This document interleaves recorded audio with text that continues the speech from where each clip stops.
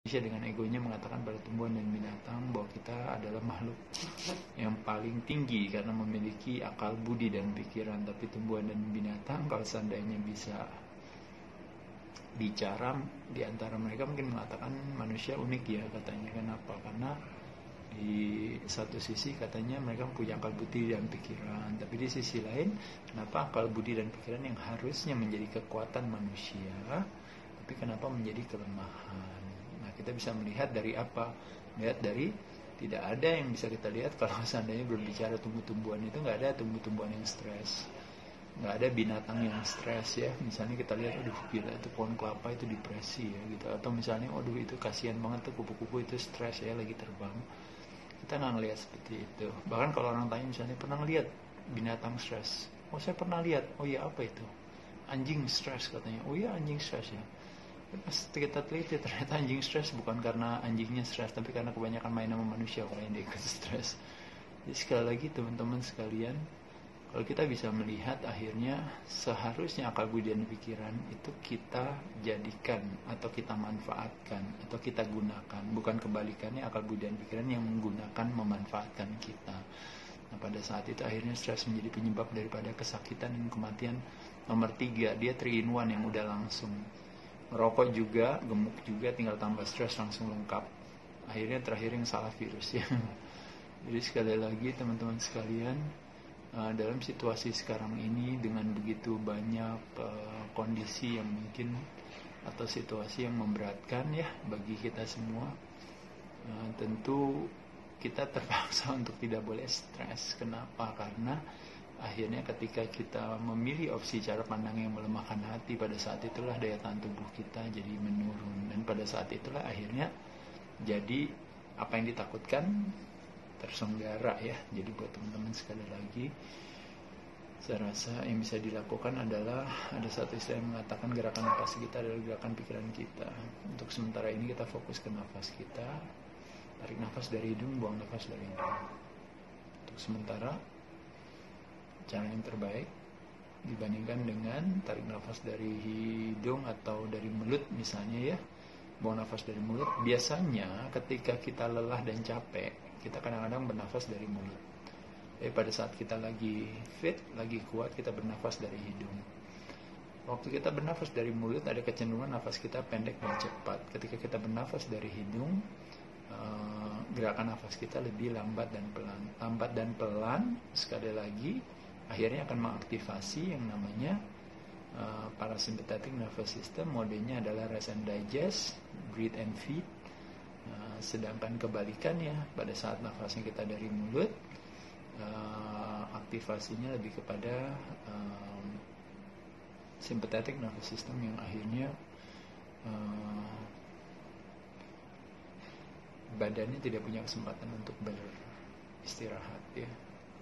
Jadi sekali lagi teman-teman sekalian, salah paham ketika kita tidak menyadari bahwa opsi cara pandang yang melemahkan hati akhirnya justru mengarahkan kita pada apa yang kita tidak mau. Apa yang kita fokuskan di sana tenaga kita tersalurkan, sibuk menganalisa kesakitan, tapi mengharapkan kesehatan adalah bukan sesuatu yang bijaksana. Jadi buat teman-teman sekalian, saat ini terlepas daripada apapun juga ya, fokus tetap pada bagaimana caranya kita bisa memiliki satu daya tahan tubuh yang optimal. Itu dengan cara apa? Dengan cara pay attention terhadap tubuh kita. Aktivitas gerak nafas dan gerak tubuh, pengaturan pola makan, mulut kita sumber kesehatan dan sumber kesakitan. Kadang-kadang tendensi kita juga dipengaruhi oleh apa yang kita makan ya. Jadi makanya pada saat apalagi sekarang semua orang stay home di rumah dan sebagainya, aktivitas geraknya pasti lebih sedikit, konsumsinya kadang-kadang menjadi lebih banyak. Kadang sebagian masih ada yang mengkonsumsikan rokok, alkohol, yang pasti karbohidrat atau gula itu luar biasa. Belum lagi makanannya kadang-kadang makanan-makanan proses. Jadi bisa bayangkan ya teman-teman, dalam situasi kondisi hari ini, ya di satu sisi menyenangkan kadang-kadang kita olahraga ya, dengan menggunakan tubuh kita sendiri. Kadang-kadang itu satu hal yang kita sangat syukuri ya. Tapi di sisi lain juga banyak dari kita yang kadang-kadang olahraga hanya for the sake of posting ya, kadang-kadang tidak seimbang dengan kegiatan perilaku kita yang apalagi kayak paling hobi ya dari kita, yaitu adalah ketika kita cemas akan sesuatu, apalagi ketika kita baca sesuatu lalu kita membroadcasting kecemasan kita kepada banyak orang ya, berita-berita yang melemahkan hati, apakah itu positif, negatif, benar, salah, fakta atau mitos, kadang-kadang kita share juga dengan sesama. Kita berharap dengan sama-sama cemas mungkin menjadi lebih sedikit jadi tidak cemas gitu ya, mungkin ya, kira-kira seperti itu ya. Kalau ditanggung bersama mungkin kesalahpahaman saja ya, jadi bukan ide baik. Justru kalau kita mau berbagi, berbagilah cerita-cerita yang menguatkan hati, bukan kebalikannya ya. Bicara statistik dan sebagainya, kita mesti cerdas untuk bisa melihat adalah bahwa berbagai faktor akumulasi daripada sebuah investasi perilaku. Makanya kenapa orang jadi bisa sakit dan terakhirnya bisa meninggal.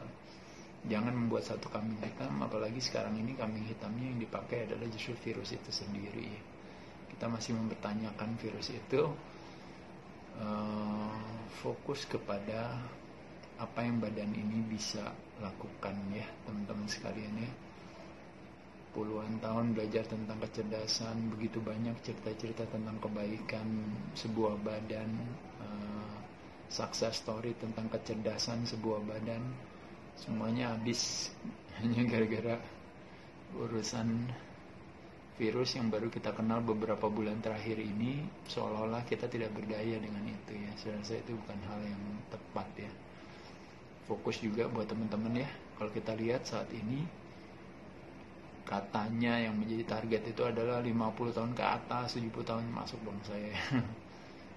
Nah, jadi apa yang harus kita lakukan? Pay attention terhadap orang-orang yang kita kasihi, ajarkan mereka pola hidup yang lebih sehat, ajarkan mereka pola makan yang lebih baik, ajarkan mereka gerak yang lebih bagus, ajarkan mereka gerak nafas yang lebih baik, jemuran sama-sama, melakukan berbagai aktivitas yang menyehatkan. Urgensinya sekarang begitu tinggi, akhirnya kita begitu menyadari ternyata sehat adalah sesuatu ternyata yang sangat menarik ya, ketika kita diancam akan kehilangan kesehatan kita. Sekali lagi buat teman-teman sekalian, ini semuanya bisa diatasi kalau kita punya ada sebuah keberanian, bukan arogansi untuk bilang ibaratnya ayo sini virus ya, bukan ya. Tapi virus bukan sesuatu yang harus dilawan. Virus adalah sesuatu yang harus kita embrace, kita welcome aja.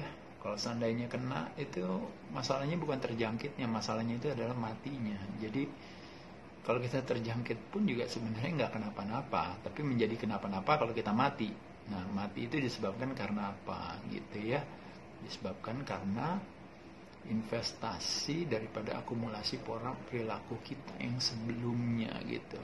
Ibarat pukulan ke 100 si virus itu, pukulan ke 1 sampai 99-nya adalah kita makannya nggak benar, obesitas, masih ngerokok, mungkin alkohol, mungkin sebagian ada yang masih mengkonsumsikan ketergantungan obat dan sebagainya. Hal itulah yang makanya kenapa akhirnya terjadi komplikasi di sana ya.